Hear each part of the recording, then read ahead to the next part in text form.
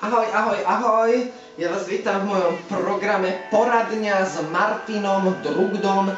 Dnes, ako vidíte, je to také trošku vianočné. Ja som sa aj tak trošku vyzimnil, nakoľko vonku je zima. Máme tu už aj advent. Takže, teda adventný venček. Venček. No, dnes sa budeme rozprávať o Vianociach ako takých, ale pozor. Dnes sa budeme snažiť vyvrátiť všetky staromódne zvyky, pretože táto relácia je o tom, ako žijú moderní ľudia. A moderní ľudia určite nekrajajú jablčko, preto aby vedeli, či budú budúci rok zdraví.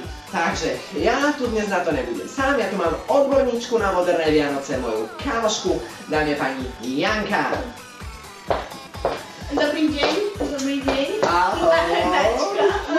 No, takže ty teda nie si zástankyňa takých tradičných sviatkov, že krájame jablčko, varíme niečo, modlíme sa. Presne, nakoľko som nebola ani vychovaná v tejto kultúre, tak mi všetky tieto ostatné zvyky, keď som o tom počula, prišli už staršie a začala som sa týmto hlbšie zaoberať. A zistila som, že je viac ľudí, ktorí vlastne sa týmto tiež zaujímajú a začali sme to nejak skúmať a zistili sme, čo vlastne znamenajú tie moderné Vianoce. Takže aká je vlastne podstata tých moderných Vianoc, v čom sa líšia tak hlavne teda najviac, čo je také zásadné, že v čom sa úplne najviac líšia od tých klasických No ako to už tu nám bolo spomenuté, krajenie jablčka, chodenie na polnočnú omšu, samozrejme je to veľmi pekné, ale veľa ľudí už v tom nevidí podstatu, nakoľko chodenie na omšu, môžete ísť cez deň, hocikedy proste. Sú to zvyky, ktoré sú síce pekné, ale nemusia sa dodržiavať, samozrejme nezakazujeme to nikomu a veľa ľudí dokonca podstatou moderných Vianoc je odcestovanie. Lebo ako vidíte, je veľmi veľká zima, už teraz začiatkom decembra, nechcem vedieť, čo tu bude na... Áno, ja som si presne, už tá zima je naozaj strašná, proste ja som si všimol aj taký celosvetový možno trend, že tí ľudia už keď je zima, keď žijú v nejakých takých podmienkach ako my, Slovensko a podobne, takže už radšej idú za tými dovolenkovými destináciami do teplých krajín. Áno, napríklad Thajsko, Dominikánska republika, tam všade a dokonca sa dá spraviť, že Vianocná pláži, príde tam samozrejme Santa Claus, keď už sme v Dominikánskej republike, keďže tam... A to je už, ja som si všimol aj modernejšie, ten Santa Claus ako nejaký boh alebo Ježiško. Presne tak, v Amerike to chodí takto, 25. ráno, nie jak tu na večer. Čiže akože keď sme v tej teplej krajine, tak my si vlastne toho 24. užívame nejaké to slniečko a tak a potom ten Santa Claus príde až 25. alebo ako to je? Áno, presne tak, užívame si slniečko, samozrejme 24. večer je večera veľká, taktiež v slnečných krajinách, takže je tam teplo a ráno, ako sa zobudíme, ideme na pláž a o takej 10. 11. ráno, tam ide normálne na saniach Mikuláš, Santa Claus spolu s anielikmi a takto, hociak to býva rôzne, závisí od destinácie a rozdáva darčeky, je to už v cene destinácie veľakrát alebo čo si objednáte. Rozumiem. A ešte taká otázka, že čo keď niekto z nejakej dedinky malebnej si povie, že sleduje nás napríklad teraz, že akože chce mať moderné Vianoce, ale nemá na takúto dovolenku. Dá sa to aj tu na Slovensku, tie moderné Vianoce? Dá sa to? Je to možné? Samozrejme, že je to možné. Jedna alternatíva je, keď nemá toľko peniazy na to odcestovať do teplých krajín, ísť síce do Alp, alebo už aj tu na Donovali. Sú tam nádherné chatky, kde je krásne, dá sa to povedať, že zimná krajinka.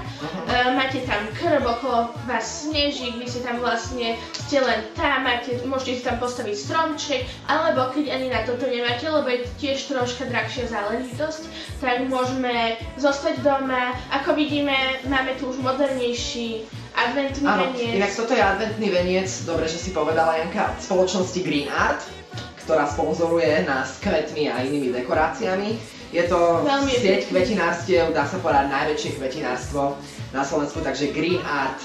A ako vidíme, Green Art už vyrába aj moderné vence, nie také ako máme od starých babičiek. A je to veľmi naozaj krásne. Taktiež záležitosť stromčekov. v mode fičia hlavne umelé stromčeky, síce nie už len teraz, ale už aj v minulosti, ale dáva sa to čím viac ďalej do mody. Čiže už není modné ísť ako rodinka na veľkom autíčku, niekam odvezať si, alebo takto niesť na pleci, to už sa nerobí. Nie, lebo vlastne je to lepšie aj z finančného dôvodu, síce nás ten umelý stromček, keď už chceme v normálnej veľkosti, vyjde viac, vydrží nám. Mne napríklad vydrží stromček aj 15 rokov. Už mám, je veľmi krásny, kupovala som ho v zahraničí a je podľa mňa aj krajší než ten živý stromček. Čo sa týka vianočných ozdob a celkového ozdobovania, pozrieme takéto klasické ozdobovanie červeno-zlaté farby, to už je fopa, musím povedať. To už je fopa? Áno. Teraz čo fičí, aké farby alebo ozdoby? Ako vidíme aj na našom venci, čierna, strieborná farba, také tie tmavšie farby, pre niekoho možno morbidné, ale je to v móde. No takže ty radíš skôr také tie tmavšie farby. Áno, lebo je to vlastne netradičné a všetko, čo je netradičnejšie troška je už moderné. Dobre, tak ja by som sa ešte chcel dostať k tej téme, že my už sme tu prebrali naozaj asi všetky témy, ale ešte posledná nám ostáva, v prípade teda, že sme na tej dovolenke v zahraničí, tak sa o nás postarajú, čo sa týka jedla. Ale keď sme doma, alebo v Tatrách, alebo niekde, kde si máme to jedlo robiť sami, tak čo sa tak oplatí, čo je teda v móde, čo je moderné mať na večeru, namiesto toho krajaného jablčka, dajme tomu, alebo toho nejakého kaprika vypražaného, alebo niečo. Čo je v móde? No, kaprik vypražaný samozrejme je už v móde strašne dlho, ale už to postupom začína byť menej a menej. Samozrejme, kaprik proste patrí k Vianociam, musíme si povedať, takisto ako stromček. Ale prečo ho vypražať? Veď chutí, podľa mňa viac chutí, keď je normálne grillovaný s citrónikom, špenátom. Keď už neľúbite kapra, dala by som lososa, taktiež krevety, tuniak. To sú z tých modernejších tieto. Áno, ale pozor, videla som aj vypraženého lososa, čo už je úplne popár, najväčšie. To je ako keď si dáte kečup na pizzu. A krajenie jablčka, ja neviem, podľa mňa to patrilo k našim prababičkám a tak, ale tá prababka Rozália to už. Moderné Vianoce už sa to k tomu moc nehodí. Spievať koledy možno, ja neviem, proste tieto všetky zvyky začínajú byť menej a menej podstatné. Ešte mi napadla otázočka, postavím sa pred večerou, pomodlím sa, alebo toto tiež nie? Záleží samozrejme od toho, či si veriaci, ale možno keď už to veríte, takže Vianočná večera, iba si povedať, že trošku niečo, hej, to už záleží od vás, ale keď už máte tam napríklad, bývajú také, my sme mali minulý rok ako firma, že bol tam jeden pán, ktorý nás hodnotil akože o moderných Vianociach a nemohli sme sa modliť napríklad, lebo to patrilo k starým zvykom. A keď už nejak dať tú modlitbu do novšieho znenia. Tak, skúsiť to nejak. Dobre, Janka, ďakujeme ti za tvoje postrehy, teda ja ti želám šťastné a veselé. Aj vám, milí diváci, šťastné a veselé a teda dúfam, že vám Janka pomohla, že vaše Vianoce budú rok čo rok modernejšie a modernejšie. Dovidenia!